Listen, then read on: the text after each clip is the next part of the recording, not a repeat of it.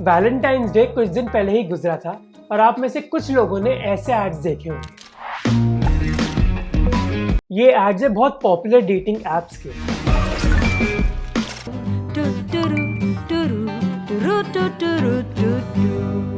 पर इन एप्स के अलावा अगर आपने ब्राउजर में अपने नोटिस किया होगा तो आपको कुछ एड्स ऐसे भी दिखे होंगे।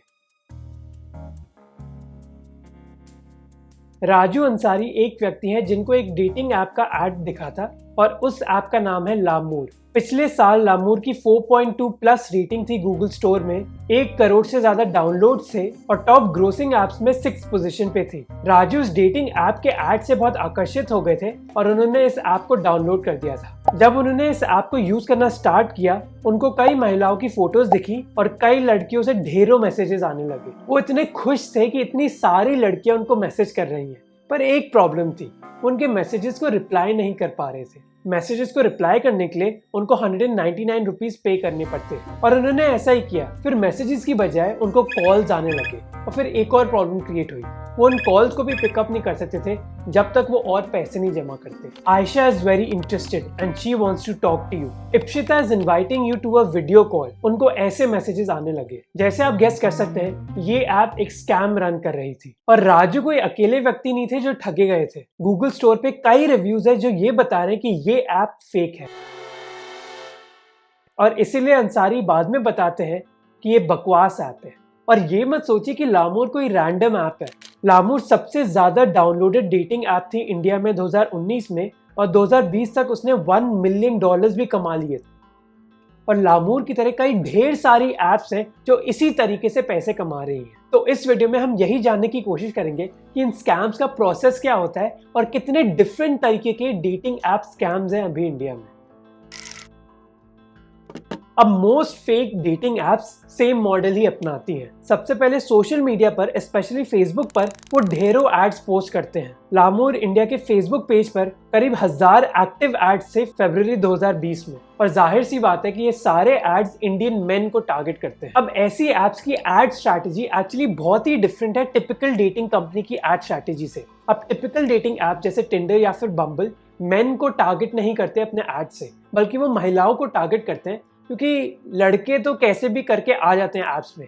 पर ये ऐप्स की सक्सेस डिपेंड करती है कि लड़कों और लड़कियों का बैलेंस कैसा है। पर वो ऐप्स जिनके बारे में हम आज बात करेंगे वो टिपिकल डेटिंग ऐप्स नहीं है, इसलिए वो दूसरी ही एड स्ट्रैटेजी अपनाती हैं। मोस्टली इन डेटिंग ऐप्स को चाइनीज कंपनीज रन कर रही होती हैं और वो ऐसा मॉडल यूज कर रही हैं जो चाइना में सक्सेसफुल रहा है। तो एड्स दिखाने के बाद दूसरा पार्ट स्टार्ट होता है जब कोई व्यक्ति इस ऐप को डाउनलोड कर लेता है। डाउनलोड करने के बाद उनको ढेरों मैसेजेस आते हैं, पर ये मैसेजेस कोई लड़की नहीं भेज रही बल्कि एक बॉट या फिर कंप्यूटर भेज रहा होता है। और ये स्टैंडर्ड क्वेश्चंस होते हैं जिनका आप बस हाँ या ना में जवाब दे सकते हैं। अब ये टिया तुम प्रोन देखते हो यार, बताओ ये कैसी बेवकूफ़ बातें हैं।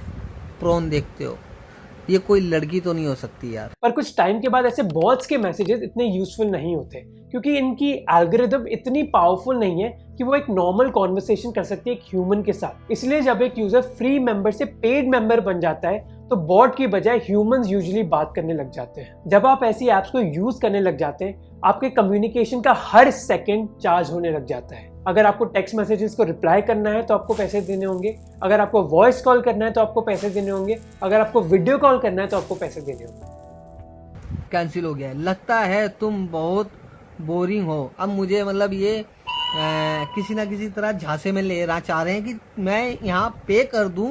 अब एक नॉर्मल यूजर को लगेगा कि जब एक लड़की इतने सारे मैसेजेस कर रही है, इतने सारे कॉल्स कर रही है, तो वो उनमें इंटरेस्टेड है।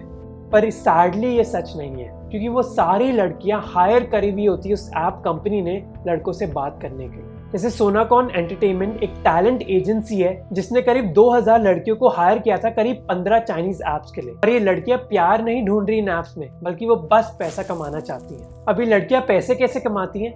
जितना लड़के ज्यादा टाइम स्पेंड करते हैं ऐप पे और ज्यादा पैसे खर्च करते हैं, उतना ही पैसा उन लड़कियों को मिलता है। और ये क्लियरली लड़कियों को बताया जाता है। जैसे इस रिक्रूटमेंट ऐड को देखिए फेसबुक पर, जो बताता है कि एक लड़की को बस 4 सेकंड के लिए वॉइस कॉल करना है, हेलो बोलना है और कॉल को फिर कट करना है।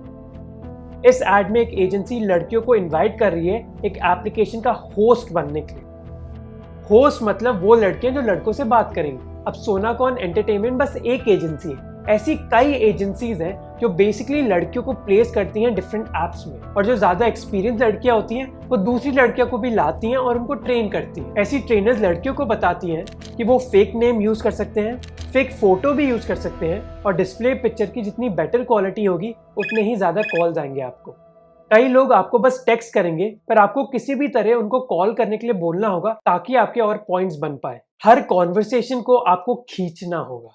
और जैसे हमने पहले डिस्कस किया था कि लामोर कोई अकेली ऐप नहीं है। जनवरी 2020 में 20 में से 14 टॉप ऐप्स गूगल के प्ले स्टोर पे डेटिंग या फिर चैटिंग ऐप्स थी, और कई ऐप्स गूगल के प्ले स्टोर में होती हैं सोशल, एंटरटेनमेंट या फिर कम्युनिकेशन की कैटेगरी में, पर उनका purpose same dating, love, sex ही होता है। जैसे एक ऐप है हागो, जो एडवर्टाइज अपनी ऐप को करती है कि आप गेम्स खेल सकते हो, फ्रेंड्स बना सकते हो, पर जब आप ऐप को यूज करने लग जाते हो तब आपको लड़कियों से नोटिफिकेशंस आती हैं, और ये ऐप्स पॉपुलर होती हैं यूजुअली फेक रिव्यू से गूगल के प्ले स्टोर पे। जैसे अपनी इन्वेस्टिगेशन में जर्नलिस्ट को पता चला कि एक कंपनी 15 रुपए हर फेक रिव्यू के लिए चार्ज करती है, और अनफॉर्चुनेटली ये बस एक तरीके का डेटिंग स्कैम है। कई और टाइप के भी स्कैम्स हैं। जैसे एक स्कैम है गे डेटिंग एप्स का, जो होमोसेक्सुअल्स को टारगेट करते हैं। जैसे टाइम्स ऑफ इंडिया ने इस स्कैम के बारे में इन्वेस्टिगेशन करी। उनको एक यूजर मिले, तेजस मेहता, जो होमोसेक्सुअल थे और एक ऐप को यूज कर रहे थे एक पार्टनर ढूंढने के लिए। वो ऐप में किसी के साथ मैच करे, पर जब उन्होंने फिजिकली उनको देखा कि वो बिल्कुल अपनी प्रोफाइल फोटो जैसे नहीं दिखते थे, फिर उस व्यक्ति ने उनका कॉलर पकड़ा और उनको मजबूरन 20,000 रुपए विड्रॉ करने के लिए कहा एटीएम से। इस प्रैक्टिस को कहा जाता है कैट फिशिंग, जहाँ एक यूजर एक फेक प्रोफाइल बनाता है और यूजुअली ऐसे होमोसेक्सुअल्स को टारगेट करता है जो अमीर होते हैं और लोनली होते हैं, और फिर वो दूसरे यूजर की पर्सनल डिटेल्स जैसे होम एड्रेस या फिर ऑफिस का एड्रेस जानते हैं और फिर फोर्सफुली पैसों की डिमांड करते हैं उनसे। पर क्योंकि हमारी सोसाइटी में अभी भी होमोसेक्सुअल्स के अगेंस्ट एक टैबू है, इसलिए कई लोग ठगने के बाद भी कोई पुलिस कंप्लेंट लॉन्च नहीं करते, इसीलिए वो ऐसे स्कैम्स के इजी टारगेट भी बन जाते हैं। फिर दूसरे तरीके के स्कैम में कई लोग डिवोर्सीज या फिर विडोड लोगों को टारगेट करते हैं। जैसे हरिता एक 44 ईयर ओल्ड डिवोर्सी थी जिनको एक मैट्रिमोनियल पोर्टल पर एक डॉक्टर मिला। अब स्कैमर्स यूजुअली एक डॉक्टर या फिर आर्मी मैन की प्रोफाइल बना लेते हैं, क्योंकि हमारी सोसाइटी में ऐसे प्रोफेशंस में सबसे ज्यादा ट्रस्ट होता है। फिर इस डॉक्टर ने हरिता को बताया कि वो इंडिया आ रहे हैं उनको प्रपोज करने के लिए। फिर हरिता को एक कॉल आया कस्टम्स डिपार्टमेंट से कि इस डॉक्टर को कस्टम्स डिपार्टमेंट ने कैद कर लिया है मनी लॉन्ड्रिंग के चार्जेस के लिए, और अगर वो उनको रिलीज करवाना चाहती है तो उनको 5 लाख रुपए देने होंगे। और हरिता ने ऐसा किया, पर लेटर उन्होंने रियलाइज किया कि ऐसा कुछ हुआ ही नहीं था, पर एक पूरा स्कैम था। कई सिचुएशंस ऐसी डेटिंग एप्स की थोड़ी फनी होंगी, पर इनके पीछे बहुत सीरियस और सैड रीजंस है। फेसबुक पे कितनी लड़कियों को फ्रेंड रिक्वेस्ट डाली आपने, कितनी लड़कियों को फोन नंबर डाले होंगे तो क्या कभी फेसबुक पे से 100 में से एक आदि का रिप्लाई भी मुश्किल से आया होगा तो आया होगा।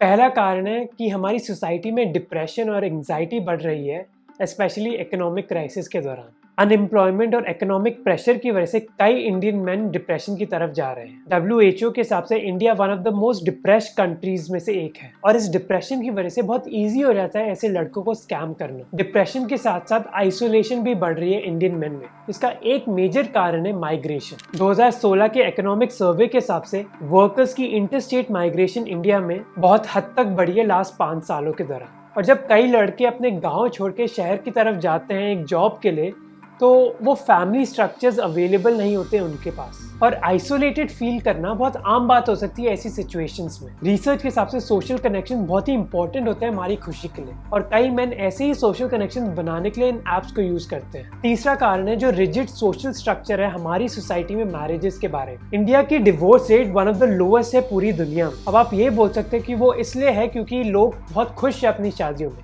पर इसका दूसरा कारण ये भी हो सकता है कि हमारी सोसाइटी क्योंकि इतनी रिजिड है, जो अनहैप्पी हैं, जो नाखुश है अपनी शादी में, वो भी परसिवियर करते हैं, इसके बावजूद कि शायद वो ज़्यादा खुश होंगे सेपरेट होने के बाद। अब क्योंकि कई कपल्स के लिए सेपरेशन कोई ऑप्शन नहीं है हमारी सोसाइटी में, इसीलिए वो एक्स्ट्रा मैरिटल अफेयर्स की तरफ जाते हैं। जैसे एक सर्वे में 72% लोगों ने कहा कि उनको कोई प्रॉब्लम नहीं होगी कि अगर वो अपने मैरिड पार्टनर्स को चीट करेंगे। पर ऐसा नहीं है कि डिप्रेशन या फिर आइसोलेशन बस लड़कों के बीच ही हो रहा है इंडिया में, लड़कियां भी इन चीज़ों से गुजर रही हैं। पर कई एप्स एक्सक्लूसिवली लड़कों को इसलिए टारगेट करती है क्योंकि हम सब जानते हैं कि पैसा हमारी फैमिलीज में यूजुअली लड़के ही कंट्रोल करते हैं। तो अब सॉल्यूशंस की तरफ आते हैं। इन स्कैम से बचने के लिए आप क्या कर सकते हैं? आप 4 चीजें कंसिडर कर सकते हैं। पहला कि इन ऐप्स में आपसे कोई इंग्लिश में बात कर रहा है तो आप पुअर ग्रामर या फिर स्पेलिंग मिस्टेक्स को नोटिस कर सकते हैं। सेकेंडली, अगर आप किसी भी यूजर से मैच करते हैं तो आपको उनकी प्रोफाइल वेरीफाई करनी चाहिए डिफरेंट सोशल मीडिया प्लेटफॉर्म्स में जाकर। क्या लिंक्डइन में भी उनकी प्रोफाइल है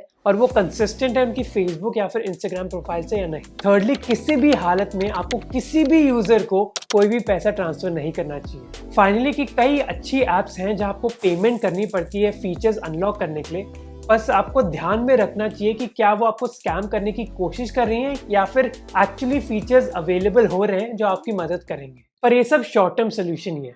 लॉन्ग टर्म सोल्यूशन है सोसाइटल ट्रांसफॉर्मेशन।